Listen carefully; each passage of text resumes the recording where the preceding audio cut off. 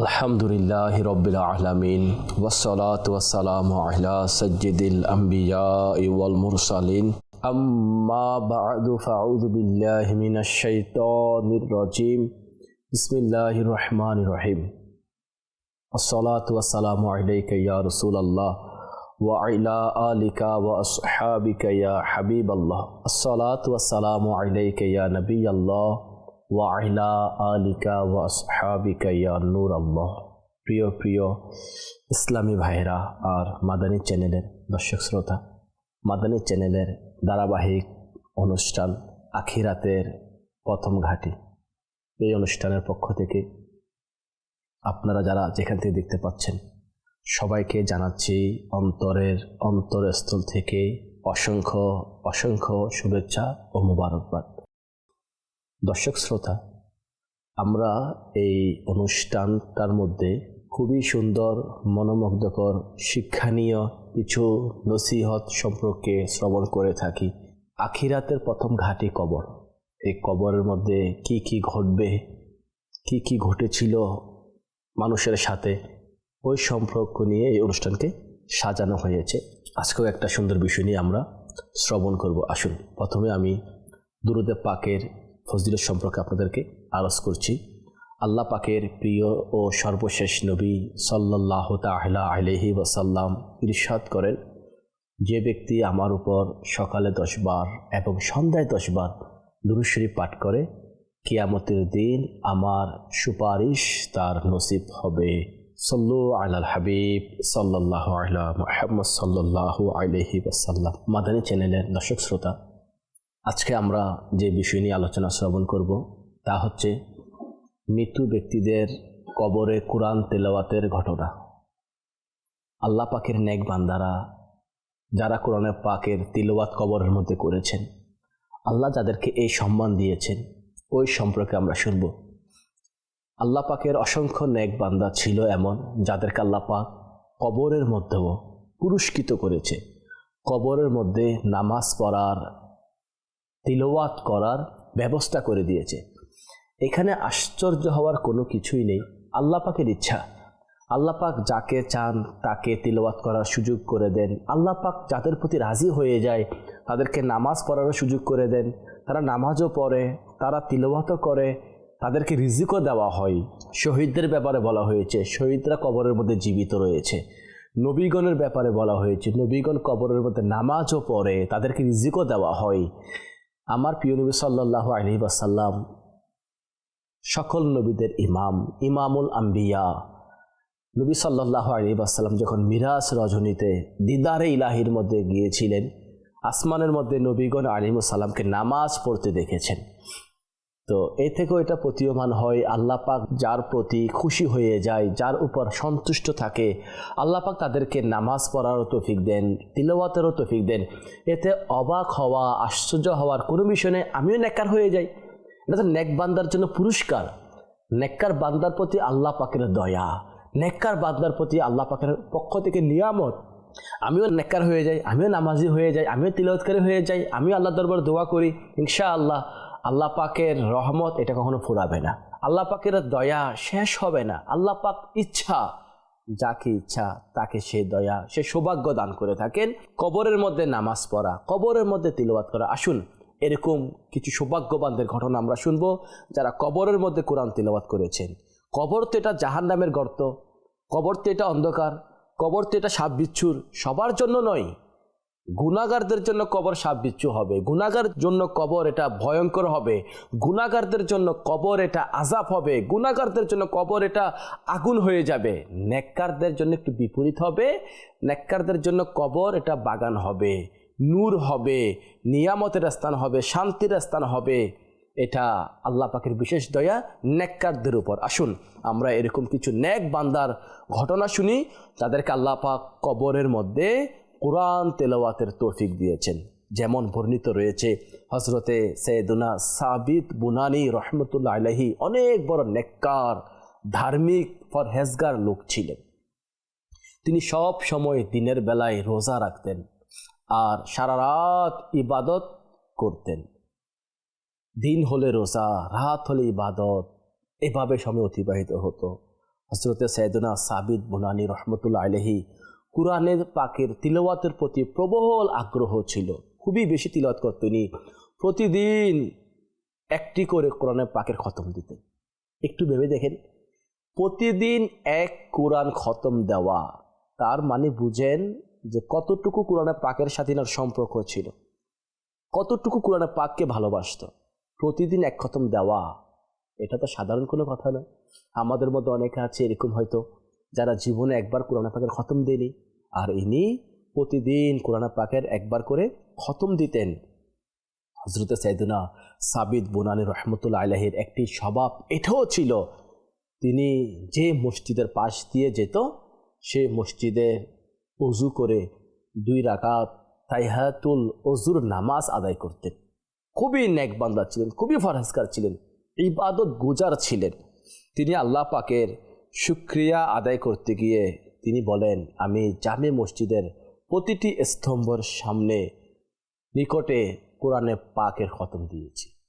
প্রতিটি জামে মসজিদের স্তম্ভের সামনে ইনি কোরআনে পাকের খতম দিয়েছে। আর ইনি আল্লাহ পাকের দরবারের মধ্যে একটি দোয়া বেশি বেশি করত। এই আমলগুলো করার পাশাপাশি একটি দোয়া আল্লাহ পাকের দরবারে করত, তা হচ্ছে এই, তিনি বলতেন, হে আল্লাহ পাক, তুমি যদি কোনো ব্যক্তিকে কবরের মধ্যে কোরআন তেলাওয়াত করার সৌভাগ্য দান করে থাকো, তাহলে সেটা আমাকেও দান করো। দেখেন, দুনিয়ার মধ্যে তিলাওয়াত করত, মসজিদের পিলারের নিকটে নিকটে তিলাওয়াত করত, নামাজের মধ্যে তিলাওয়াত করত, প্রতিদিন একবার করে কোরআন পাকের খতম দিত, কান্নাকাটি করত, দোয়া করত, রোজা রাখত, ইবাদতের মধ্যে জিন্দেগি। কিরকম নেক বান্দা ছিল, কিরকম আল্লাহওয়ালা ছিল। আল্লাহ তাআলা দোয়া করতেছে, আল্লাহ যদি তুমি কোনো বান্দাকে কবরের মধ্যে এই দয়া করো, তাকে তিলাওয়াত করার সে সৌভাগ্য আমাকে দান করো। তিনি রহমতুল্লাহ আলাইহির ব্যাপারে এইভাবে বর্ণনা রয়েছে, হযরতে সাবিত বুনানী রহমতুল্লাহ আলাইহির নামাজ ও তিলাওয়াতের প্রতি অনন্য ভালোবাসা ছিল। সেটার বরকতে তার উপর এমন দয়া হলো যে যেটার উপর ঈর্ষা হয়, যেটা শুনলে ঈর্ষা চলে আসে। যেমনটি উফাতের পর দাফনের মাঝখানে হঠাৎ একটি ইট তার কবরের ভিতর পড়ে গেল।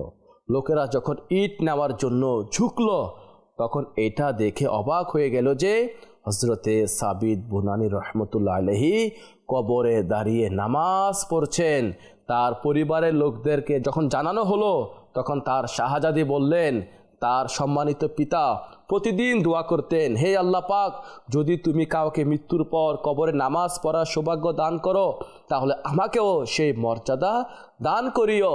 বর্ণিত আছে, যখনই লোকেরা হযরতে সাইয়েদনা সাবিত বুনানী রহমতুল্লাহ আলাইহির নুরানি মাজারের পাশ দিয়ে যেতেন, তখন নুরানি কবর থেকে কোরআন তিলাওয়াতের আওয়াজ আসতেন। এটা মানুষ শুনত। দেখেন কিরকম দয়া আল্লাহ পাক করেছেন তিনাকে।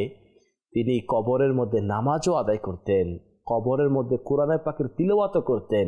আল্লাহ পাক এই বুজুর্গর সাদাকায় আমাদেরকে বেহিসাব মাফ করে দিন, আমাদেরকেও কোরআন তিলাওয়াতের যোগসুখ দান করুক।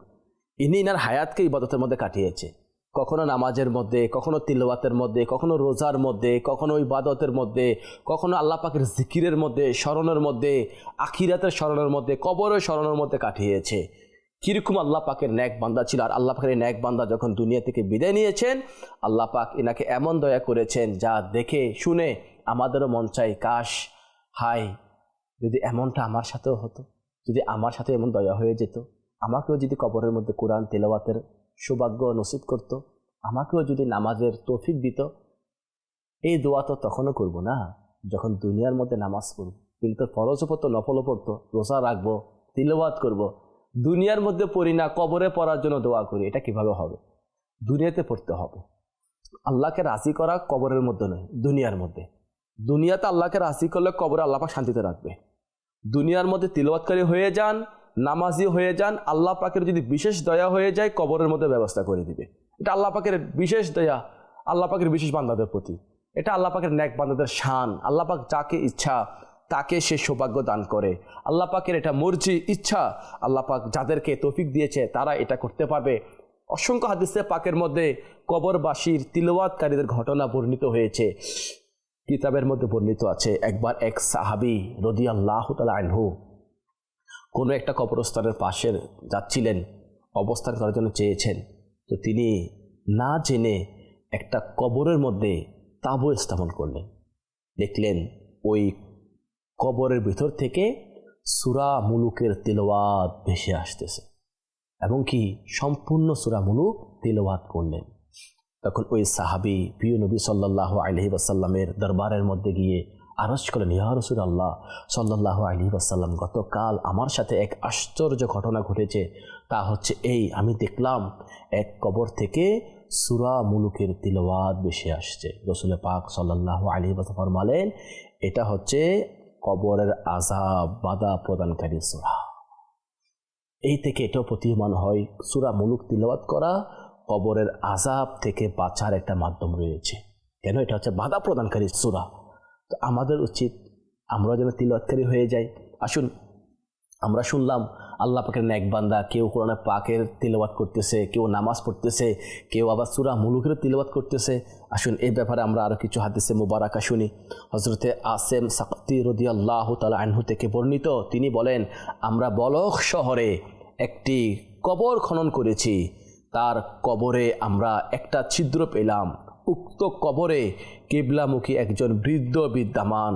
তার দেহে সবুজ চাদর, তার চতুষ্পার্শ্বে সবুজের সমারোহ, তার কাছে একটি কুরআন আছে, তা তিনি পাঠ করছেন। প্রিয় ইসলাম ভাইয়ের, আপনারা শুনলেন তো আল্লাহ পাকের কিরকম দয়া কবরবাসীদের প্রতি, তার নেক বান্দাদের প্রতি, মুত্তাকি বান্দাদের প্রতি, ফরহেজগার বান্দার প্রতি, মুমিন বান্দার প্রতি আল্লাহ পাকের দয়া। তাদেরকে আল্লাহ পাক কবরের মধ্যে কোরআনে পাকের তিলাওয়াতের ব্যবস্থা করে দিয়েছেন। হাদিসে মুবারাকার মধ্যে আরও রয়েছে, কবর খননকারী হযরতে আবু নদর নিশাপুরী থেকে বর্ণিত, তিনি একজন সৎ খোদাবিরু ব্যক্তি ছিলেন। তিনি বলেন, আমি একটি কবর খনন করেছি, উক্ত কবরে আর একটি কবর বেরিয়ে এলো। অতঃপর আমি দেখলাম সেখানে সুন্দর পোশাক পরিহিতি, সুন্দর চেহারার ও সুগন্ধময় এক যুবক চার জানু হয়ে বসে আছেন। তার কাছে সুন্দর অক্ষরে লিপিবদ্ধ একটি গ্রন্থ আছে। ওই রূপ সুন্দর অক্ষরে লিখিত গ্রন্থ আমি দেখি নাই। তিনি কোরআন পড়ছেন। যুবকটি আমার দিকে তাকালেন ও বললেন, কিয়ামত কি হয়ে গেল? আমি বললাম, না। তিনি বললেন, ইটটি যথাস্থানে রেখে দাও। আমি তা যথাস্থানে রেখে দিলাম। প্রিয় প্রিয় ইসলামী ভাইয়েরা আর মাদানী চ্যানেলের দর্শক শ্রোতা, আপনারা শুনলেন তো আল্লাহ পাক যখন কোনো বান্দার উপর খুশি হয়ে যায়, তাকে তার নিয়ামত দ্বারা ধন্য করে দেন, তাকে আল্লাহ পাক দয়া করেন। কোরআন তিলাওয়াতের ফজিলত সম্পর্কে আমি শোনাবো আপনাদেরকে।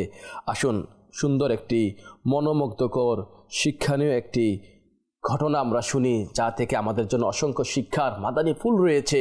একটি বড়ই ঈর্ষণীয় ঘটনা বর্ণনা করছি।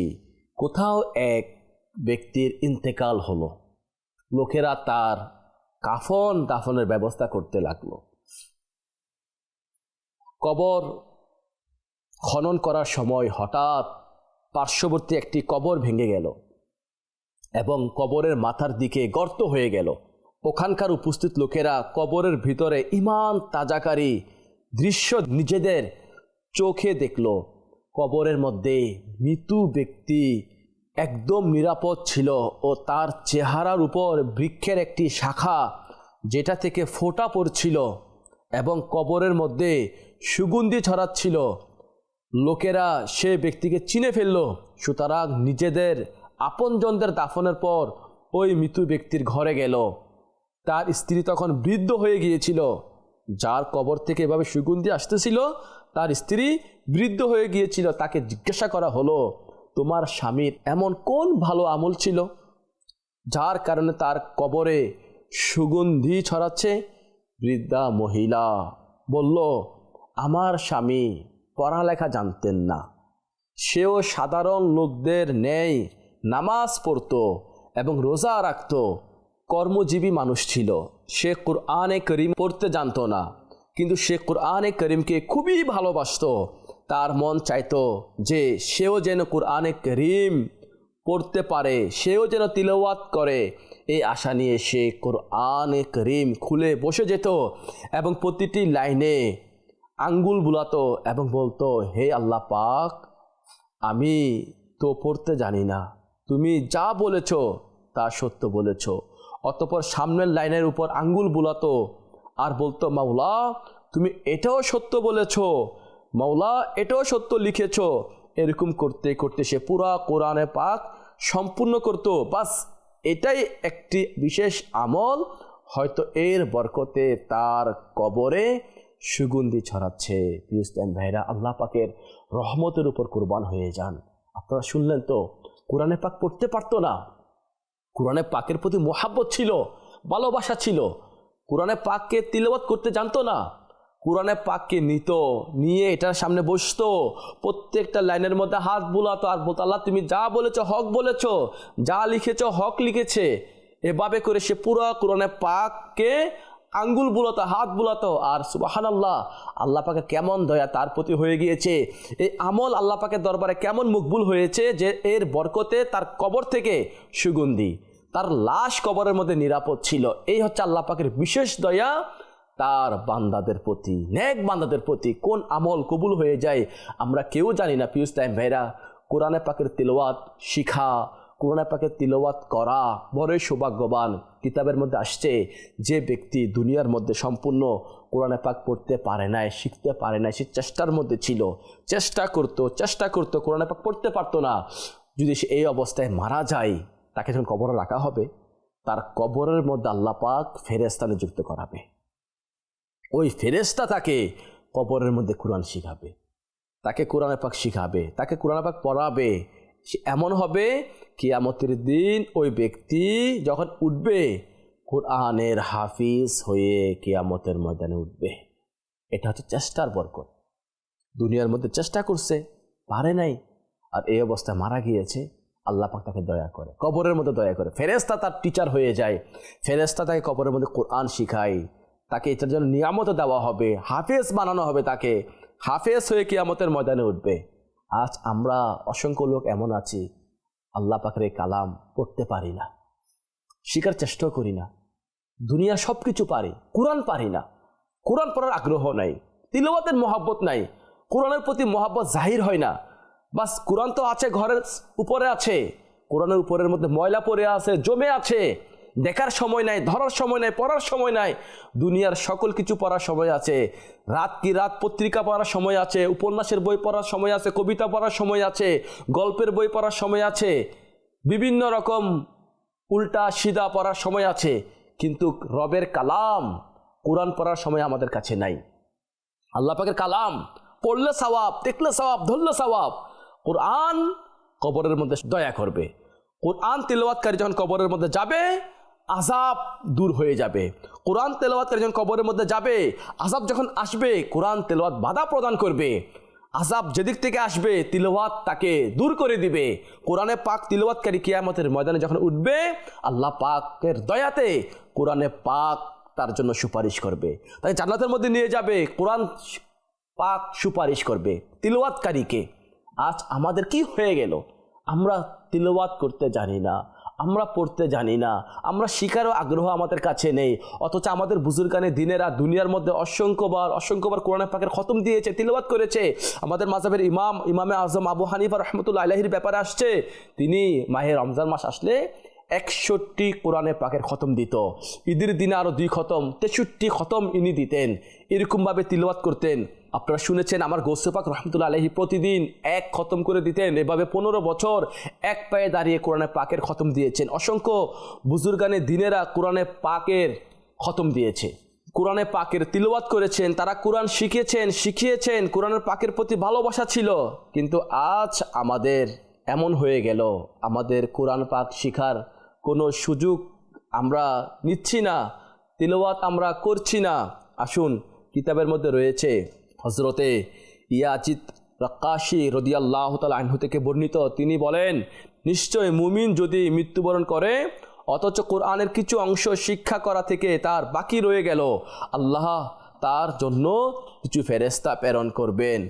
তার যা বাকি ছিল ফেরেশতারা তা হিফজ করাবেন। অবশেষে তাকে তার কবর থেকে উঠানো হবে। প্রিয় ইসলামী ভাইরা, আর মাদানী চ্যানেলের দর্শক শ্রোতা, আপনারা শুনলেন তো আল্লাহ পাকের নেক বান্দাদের উপর কীরকম দয়া করা হয়। যারা কোরআনে পাককে ভালোবাসে আল্লাহ তাদেরকে ভালোবাসে, যারা কোরআনে পাককে তিলাওয়াত করে আল্লাহ তাদেরকে নিয়ামত দান করে। যারা দুনিয়ার মধ্যে বেশি বেশি তিলাওয়াত করবে আল্লাহ পাকের দয়া হয়ে গেলে তাদেরকে কবরের মধ্যে ব্যবস্থা করে দিবে। আল্লাহ পাকের অসংখ্য নেক বান্দা কবরের মধ্যে তিলাওয়াত করতেন। আসুন এই ব্যাপারে আমরা আরও শুনি। ইয়াফেই রহমতুল্লাহ আলাইহি বলেন, আমরা নির্ভরযোগ্য কবর খননকারীদের থেকে বর্ণনা করেছি, নিশ্চয়ই এক ব্যক্তি এক কবর খনন করে, তিনি সেখানে চকির উপর উপবিষ্ট লোক দেখতে পায়, তার হাতে আছে কুরআন, তিনি তা পড়ছেন, আর নিচে একটি নদী প্রবাহিত। এতে কবর খননকারী জ্ঞান হারিয়ে ফেলে, তাকে কবর থেকে বের করা হলো, তিনি বেহুশ ছিলেন, অবশেষে তিনি তৃতীয় দিন জ্ঞান ফিরে পান। প্রিয় ইসলামী ভাইরা, আপনারা শুনলেন তো আল্লাহ পাকের কীরকম দয়া হয়েছে ওই বান্দার প্রতি যে কবরের মধ্যে তিলাওয়াত করছেন। আরেকটি হাদিসে পাকের মধ্যে রয়েছে, ইয়াফেই রহমতুল্লাহ আলাইহি এর জৈনিক বুজুর্গ থেকে বর্ণনা করেন, তিনি বলেন, আমি একজন লোকের কবর খনন করলাম এবং তাকে কবর দিলাম এবং তার ইট আমি কবরে সমান করে দিলাম। হঠাৎ পার্শ্ববর্তী একটি ইট কবরের অভ্যন্তরে পড়ে গেল। অতঃপর আমি দেখলাম যে একজন বৃদ্ধ কবরে উপবিষ্ট করে, দেহে সাদা পোশাক, তার কোলে আছে স্বর্ণ অক্ষরে লিখিত একটি গ্রন্থ, তিনি তা পড়ছেন। তিনি আমার দিকে মাথা তুলে দেখলেন আর বললেন, কিয়ামত কি হয়ে গেছে? আমি বললাম, না। তিনি বললেন, ইটটি যথাস্থানে রেখে দাও, আল্লাহ তোমাকে ক্ষমা করুক। অতঃপর আমি তা যথাস্থানে রেখে দিলাম। প্রিয় ইসলামী ভাইরা আর মাদানী চ্যানেলের দর্শক শ্রোতা, এখানে অবাক হওয়ার কোনো কিছুই নেই, চিন্তিত হওয়ার কোনো কিছুই নেই। এটা হচ্ছে আল্লাহওয়ালাদের শান ছিল এরকম। আল্লাহ পাক আল্লাহওয়ালাদেরকে দুনিয়ার মধ্যে পেরেশানির মধ্যে রাখেন না, ভয়ের মধ্যে রাখেন না। কবরের মধ্যে তাদের কোনো ভয় নেই, দুঃখ নেই, চিন্তা নেই। কিয়ামতের ময়দানও তাদের কোনো ভয় নেই, দুঃখ নেই, চিন্তা নেই। যারা আল্লাহ পাকের হয়ে যাবে, আল্লাহ পাকের সাহায্য তাদের সাথে সব জায়গার মধ্যে থাকবে। যারা আল্লাহ পাকের প্রিয় হয়ে যাবে, ন্যাক হয়ে যাবে, তাদের উপর আল্লাহ পাকের বিশেষ দয়া থাকবে। আসুন না আমরাও নিয়ত করি, আমরাও তিলাওয়াতকারী হয়ে যাব, আমরাও আল্লাহ পাকের প্রিয় হয়ে যাব, আমরাও খুব খুব বেশি তিলাওয়াত করব, আমরাও কোরআনে পাককে ভালোবাসবো, আমরাও কোরআনে পাক শিখবো, আমরাও কোরআনে পাক শিখাবো। যারা পড়তে জানি না তারা শিখি, যারা পড়তে জানি তারা অপরকে শিখায়। কেননা হাদিসে পাকের মধ্যে রয়েছে, খয়রুকুম মান তাআল্লামাল কুরআনা ওয়া আল্লামা, তোমাদের মধ্যে সর্বোত্তম হচ্ছে সে ব্যক্তি যে কোরআন শিখে এবং অপরকে শিক্ষা দেয়। আমরা কোনটার মধ্যে আছি? শিখার মধ্যে আছি না শিখানোর মধ্যে আছি? উত্তম ব্যক্তির বৈশিষ্ট্য বয়ান করেছে আমার নবী, যে কোরআন শিখে এবং শিখাই। আজ মুসলমানের কি হয়ে গেল? না শিখছি না শিখাচ্ছি, না পড়তে জানি না পড়াইতে জানি, না এর জন্য না দিলের মধ্যে কোনো টেনশন আছে, না চিন্তা আছে, না ফিকির আছে, না কোনো দরদ আছে। আরে আমি মুসলমান, আমি কোরআন পারি না। আমার বাবা আমার নাম মুসলমান রেখেছে, আমি কোরআন পড়তে জানি না। আমার মা আমার বাবা আমাকে মুসলমান নাম রেখেছে, আমি মুসলমান পরিচয় দিচ্ছি, অথচ কোরআনে পাক আমি জানি না, আমি পড়তে জানি না। আমার কাছে কি এতটুকু লজ্জা আসে না? আমি একজন মুসলমান, আমি কোরআন কেন পারি না? শিখার ইচ্ছাও নাই। ইসলামী ভাইরা, শিখি, কোরআন শিখি। আল্লাহ পাক যখন কোরআন কোনো বান্দা পড়ে তার উপর আল্লাহ পাকের রহমত নাজিল হয়। কোরআনে পাক পাঠকারীরা বড়ই সৌভাগ্যবান হয়ে থাকে। আলহামদুলিল্লাহ। আপনি বলবেন, হুজুর এখন তো আমি যুবক হয়ে গিয়েছি, বৃদ্ধ হয়ে গিয়েছি, আমার জন্য কি শিখার কোনো ব্যবস্থা আছে? জি হ্যাঁ, দাওয়াত ইসলামের একটি শোভাজাত রয়েছে, ডিপার্টমেন্ট, বিভাগ রয়েছে, যার নাম হচ্ছে প্রাপ্তবয়স্কদের কোরআন শিক্ষা। এই বিভাগের মধ্যে যারা প্রাপ্তবয়স্ক আছে তাদেরকে দাওয়াত ইসলামী কোরআন শিখাচ্ছে। এলাকার মধ্যে, মসজিদের মধ্যে, মাদ্রাসার মধ্যে, বিভিন্ন জায়গার মধ্যে দাওয়াত ইসলামী তাদেরকে ধরে ধরে কোরআন শিখাচ্ছে। আমি আপনাকে দাওয়াত দেব, যদি আপনি পড়তে না জানেন আপনি দাওয়াত ইসলামীকে সঙ্গ দিন, দাওয়াত ইসলামী আপনাকে কোরআন শিখাবে। আপনি পড়তে জানেন না, আপনি দাওয়াত ইসলামীর কাফেলার মধ্যে সফর করুন, কোর্সের মধ্যে সফর করুন, আপনাকে দাওয়াত ইসলামী কোরআন শিখাবে। দাওয়াত ইসলামী কোরআন শিক্ষার সংগঠন, কোরআনের প্রচার করা, কোরআনের বাণী শোনানোর সংগঠন। দাওয়াত ইসলামী মানুষকে কোরআন শিখায়, নিজে কোরআন শিখে অপরকে কোরআন শিখায়। দাওয়াতের উদ্দেশ্য হচ্ছে এটা, সকল মুসলমান নেক হয়ে যাক, সকল মুসলমান নামাজি হয়ে যাক, সকল মুসলমান তিলাওয়াতকারী হয়ে যাক। দাওয়াত ইসলামী চাচ্ছে এটা। আমরা কেন দূরে বসে থাকব? আমি আপনাকে দাওয়াত পেশ করব, আপনিও দাওয়াত ইসলামীর মুবাল্লিগদের সাথে, ইসলামী ভাইদের সাথে যোগাযোগ করুন কোরআন শেখার জন্য। হুজুর আমি কোরআন শিখব, আমাকে ব্যবস্থা করে দিন।